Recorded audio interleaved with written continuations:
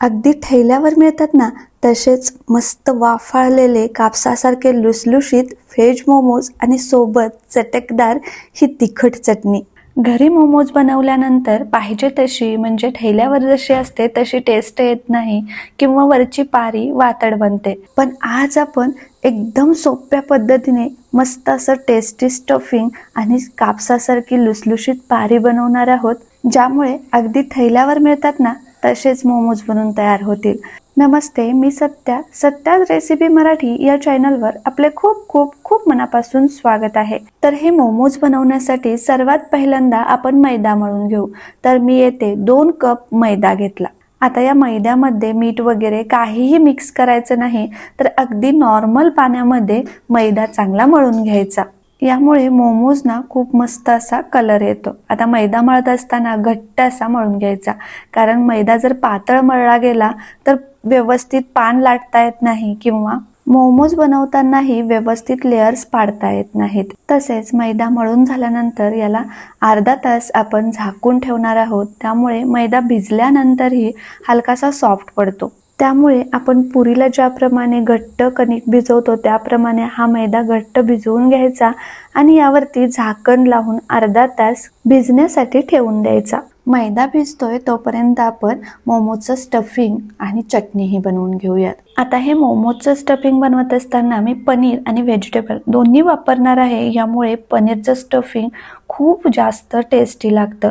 तुम्ही फक्त पनीरचे किंवा फक्त व्हेजिटेबलचे बनवू शकता. आता पहा, मी येथे अर्धा लिटर दूध घेतलं आणि दुधाला चांगली उकळी यायला लागली की मग यामध्ये 1 चमचा चिली फ्लेक्स, 1 चमचा काळ्या मिरीची पूड आणि थोडीशी बारीक कट केलेली कोथिंबीर ऍड केली. आता दूध फाडण्यासाठी मी येथे 2 चमचे व्हिनेगर घेतलं आणि यामध्ये 2 ते 3 चमचे पाणी ऍड केलं. आता या दुधाला चांगली उकळी आल्यानंतर मग हे व्हिनेगर आणि पाणी या दुधामध्ये ऍड करायचं. आता व्हिनेगर ऍड केल्यानंतर पळीने हे दूध चांगलं हलवून घ्यायचं आणि 1 मिनिटभरात हे दूध चांगलं फाटलं जातं.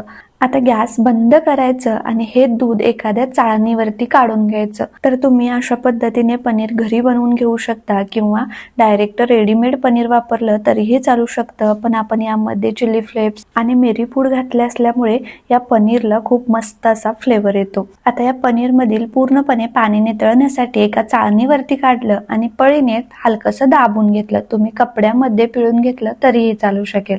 आता हे पनीर चाळणीमध्ये असंच बाजूला ठेवून दिलं. सर्वात कंटाळवाणं वाटणारं काम करून घेतलं आणि ते म्हणजेच हे भाज्या कट करण्याचं. तर मी येथे थोडासा पत्ता कोबी आणि 2 गाजर चॉपरमध्ये चॉप करून घेतले. याऐवजी तुम्ही बारीक आकारामध्ये कट करून घेतले तरीही चालू शकतात. पण या भाज्या कट केल्यानंतर मोठ्या आकारामध्ये कट झाल्या तर मोमोजची पारी फाटू शकते. त्यामुळे अगदी बारीक आकारामध्ये कोबी चिरून घ्यायचा आणि गाजर खिसणीवरती खिसून घ्यायचं.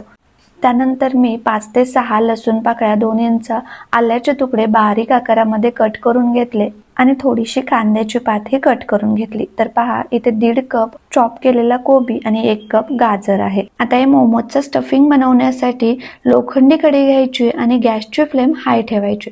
आता कढईमध्ये 2 चमचे तेल घेतलं. तेल चांगलं गरम झाल्यानंतर यामध्ये चॉप केलेले लसूण आणि आलं ऍड केलं.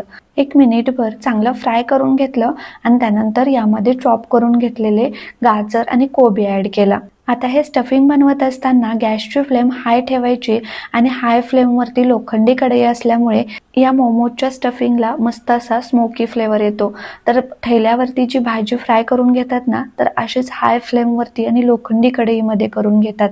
आता 1-2 मिनिटं हाय फ्लेमवरती या भाज्या चांगल्या परतून घ्यायच्या आणि त्यानंतर यामध्ये चवीनुसार मीठ आणि 1 चमचा मिरी पूड घालायची आणि परत 2 ते 3 मिनिटं भाज्या चांगल्या परतून घ्यायच्या.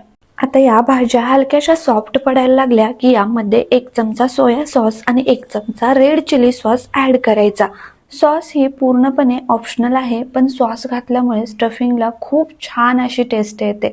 आता सॉस घातल्यानंतर गॅसची फ्लेम स्लो केली आणि यामध्ये बारीक कट केलेली कांद्याची पात, बारीक कट केलेली कोथिंबीर आणि अर्धा चमचा किचन किंग मसाला ॲड करायचा. किचन किंग मसाल्यामुळेही मोमोजच्या स्टफिंगला खूप छान अशी टेस्ट येते. आता बाहेरच्या मोमोजच्या स्टफिंगमध्ये अजिनोमोटो वापरला जातो, कारण यामुळेही मोमोजच्या स्टफिंगला आणि मोमोजला खूप जास्त अशी टेस्ट येते, सुगंध येतो. पण हे अजिनोमोटो आपल्या तब्येतीसाठी खूप हानिकारक असतं, त्यामुळे आपण या स्टफिंगमध्ये वापरलेलं नाही. आता गॅस बंद करायचं आणि हे आपलं मस्त असं चवीचं स्टफिंग म्हणून तयार झालं आहे. आता हे स्टफिंग एका बाउलमध्ये काढून घेतलं. एक चीज क्यूब खिसणीवरती खिसून ॲड केला. चीजमुळे मोमोज खूप जास्त टेस्टी लागतात, त्यामुळे स्टफिंगमध्ये चीज वापरून मोमोज एकदा नक्की ट्राय करून पहा. तर या मोमोजची खरी टेस्ट या स्टफिंगमध्ये असते, त्यामुळे स्टफिंग मस्त असं टेस्टी बनवून घ्यायचं. आता आपण बनवून घेतलेलं पनीरही यामध्ये ॲड केलं आणि चांगलं मिक्स करून घेतलं आणि आपलं हे मस्त असं स्वादिष्ट स्टफिंग बनवून तयार झालं आहे. चला आता पटकन चटणी बनवून घेऊ. तर चटणी बनवण्यासाठी मी अर्धा कप पाणी घेतलं. यामध्ये 3 मोठे टोमॅटो कट करून ॲड केले. तसेच 7 ते 8 लसूण पाकळ्या, 2 इंच आल्याचे तुकडे, 4 ते 5 मिरच्या. तर तुम्हाला चटणी कितपत तिखट हवी आहे त्यानुसार मिरचीचं प्रमाण कमी जास्त करा. आता पाण्याला चांगली उकळी आल्यानंतर यामध्ये चवीनुसार मीठ टाकायचं आणि चटणीला मस्त असा रेड कलर यावा यासाठी 1 चमचा काश्मीरी लाल मिरची पावडर ॲड केली. बाहेरची ही मोमोची चटणी असते ना, यामध्ये रेड फूड कलर वापरला जातो, पण आपण यामध्ये फूड कलर वापरलेला नाही. आता 10 मिनिटं हे टोमॅटो चांगले शिजवून घेतले आणि थंड होण्यासाठी बाजूला ठेवून दिले. तोपर्यंत आपण मोमोज बनवून घेऊ. आता इकडे अर्ध्या तासामध्ये मैदाही मस्त असा भिजला गेला आहे. तर हे पीठ पहा, अगदी घट्ट असं मळून घेतलं होतं आणि भिजल्यानंतर मस्त असं सॉफ्ट बनून तयार झाला आहे. आता हा मैदा परत एकदा 2 ते 3 मिनिटं चांगला मळून घ्यायचा. खूप जास्तही मळला गेला तर मोमोजची पारी चिवट किंवा चामट बनून तयार होते. आता या तयार पिठातील मी एक छोटा गोळा घेतला आणि याचा एक रोल बनवून घेतला आणि अशा पद्धतीने छोटे छोटे आकारामध्ये गोळे कट करून घेतले. आता हे सर्व मोमोज बने तोपर्यंत गोळे एकमेकाला चिकटू नयेत यासाठी अर्धा चमचा तेल आणि थोडासा मैदा लावून घ्यायचा आणि हे गोळेही कोरडे पडू नयेत यासाठी यावरती झाकण लावून मोमोज बनवायला घेऊयात. तर तुम्ही अशा पद्धतीने छोटे गोळे बनवून छोटी छोटी पानं लाटून मोमोज बनवू शकता किंवा एकच मोठं पान लाटून त्यावरती वाट्या मारून एकाच वेळेस भरपूर ही मोमोजची पानं तयार करून घेऊ शकता. आता पहा, हे मोमोजचं पान लाटत असताना खूप जास्त जाड लाटायचं नाही आणि खूप जास्त पातळही करायचं नाही. तर आपण चपातीच्या साईजमध्ये लाटतो ना, त्याच साईजमध्ये मी हे पान लाटून घेतलं आहे. पहा, आता या पानावरती आपण बनवून घेतलेलं 1 चमचा स्टफिंग घालायचं. आता तुम्हाला ज्या आकाराचे गोल लांब जसे मोमोज आवडतात त्याप्रमाणे आकार देऊन घ्यायचा. तर इथे पहा, मी पारीच्या एका साईडला कोपऱ्याला अशा पद्धतीने पारी चिकटवून घेतली आणि त्यानंतर अशा पद्धतीने अंगठ्याने हे पान पुढं सरकवायचं, चिकटवून घ्यायचं. दुसऱ्या साईडनेही पुढं सरकवायचं, चिकटवून घ्यायचं. तर पहा, या पारीच्या दोन्ही साईड असतात. तर एका साईडने प्लेट पाडायची, चिकटवून घ्यायची आणि त्यानंतर दुसऱ्या साईडने प्लेट पाडायची, चिकटवून घ्यायची. अशाच पद्धतीने पानाच्या शेवटपर्यंत प्लेटा पाडून चिकटवून घ्यायच्या आणि आपला हा मोमोज बनून तयार झाला आहे.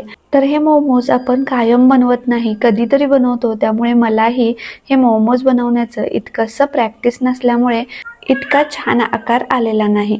तर आपण मोदक नेहमी बनवतो, त्यामुळे गोल आकाराचे मोमोज आपल्याला अगदी पटकन बनवता येतात, पण ह्या आकारामधले मोमोज खूप छान दिसायला दिसतात, त्यामुळे मी या आकारामध्ये बनवून घेतले आहेत. तर पहा, मी येथे अजून एक मोमोज बनवून दाखवते, कारण मोमोजचा आकार कसा द्यायचा हे सांगण्यापेक्षा बघितल्यावर पटकन लक्षात येतं.